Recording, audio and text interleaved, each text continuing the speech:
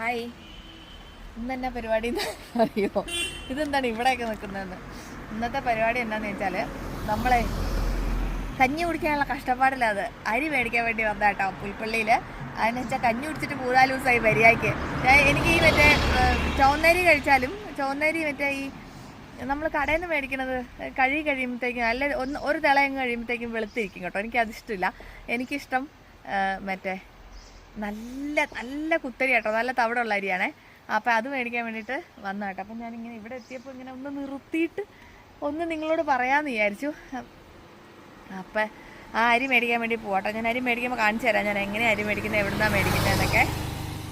ഒരരി മേടിക്കാൻ വേണ്ടി കോഴിക്കോട് നിന്ന് പുൽപ്പള്ളി വരെ വരുന്ന കൂട്ട് ഭ്രാന്തന്മാരെ കണ്ടിട്ടുണ്ടോ? എന്നുവെച്ചാൽ 2-3 ദിവസമായിട്ട് മറ്റേ കടയിൽ നിന്ന് മേടിക്കുന്ന അരി എനിക്കങ്ങോട്ട് കഞ്ഞൂടി ശരിയാവുന്നില്ല. എന്നാ വാ നമുക്കിനി പോയിട്ട് അരി മേടിക്കാം. ഇതാട്ടോ ഞാൻ അരി മേടിക്കുന്നിടത്ത് വന്നപ്പോൾ അവിടുന്ന് ഞാൻ മേടിക്കുന്ന അരി എടുത്ത് നിങ്ങളെ കാണിക്കാൻ തന്നതാണ്. ഇതാട്ടോ നമ്മൾ ഉപയോഗിക്കുന്ന അരി.